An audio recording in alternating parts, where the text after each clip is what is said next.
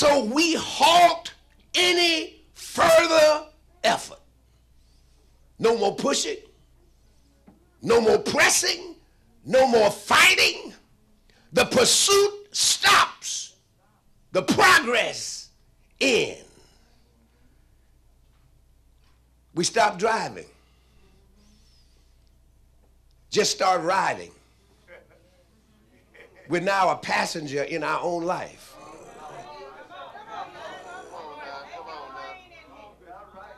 That's a rough place to be.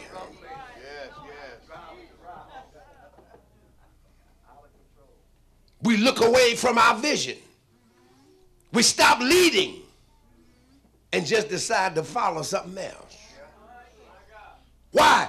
The obstacle is too overwhelming. The problem is too prevalent. It's too exhausting. So we shift into the survival mode. Just get by. Just get through. Just get over. Just accept it. Just go around it because our emotions can't handle it anymore.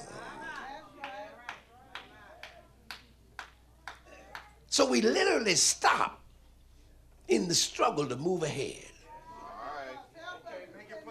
We put our hands down and stop reaching. We put our hands up just to block what's coming. We stop and we back away from our personal commitment, even to ourselves. Now I'm just talking about us to us. We back away from it. Why? Because we have run into some hard places. Situations, places that seem impassable, that give the appearance of failure. Places that have taken all the fight out of us. Hard places. Sometimes the worst thing we can do is to allow hard places to stop us. I don't minimize, I'm not playing down whatever difficulties we may ever face, but I'm saying sometimes the worst thing you can do is to allow a hard place, a hard storm, a tough situation to stop you. Amen. Tell them again.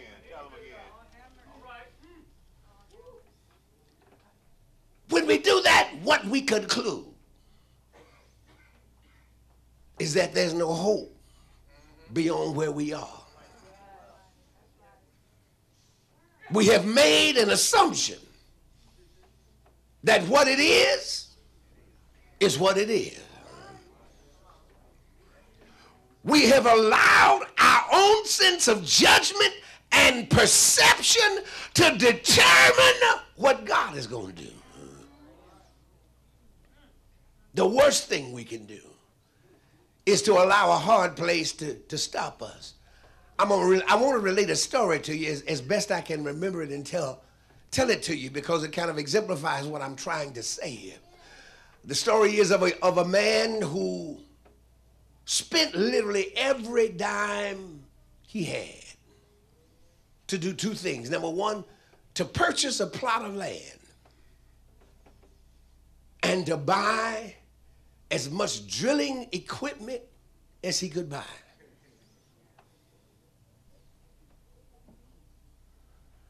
And he went out because he believed there was oil on his land.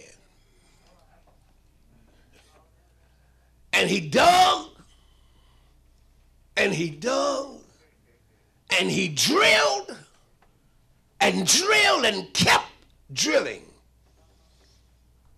In his last attempt, in the last hole, he drilled 30 feet, and then 40 feet, and then 50 feet, 60, 70, 80, 90 feet. No oil. He said, if I get to 100 feet, I quit. When he hit 100, he found nothing. Disgusted, tired, disappointed, and frustrated, he quit.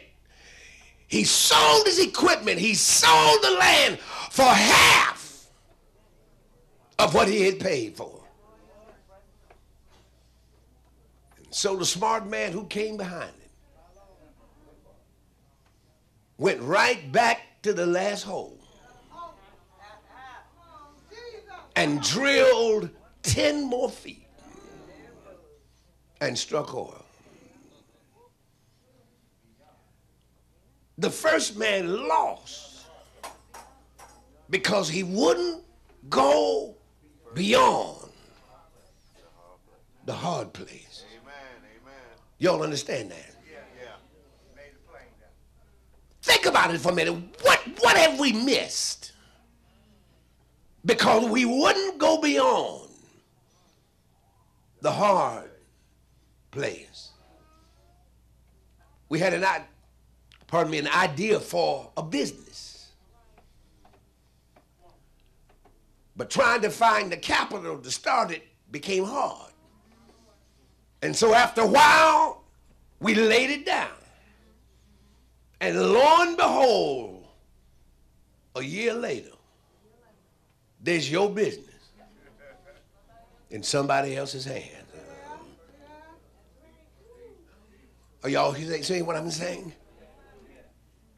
What have we missed? Because the hard places made us stop too soon. Why is that, Bishop? Because, listen, I've discovered that there's a true blessing. There is a significant reward for those who are willing to go just beyond. I didn't say miles. Just beyond the hard place.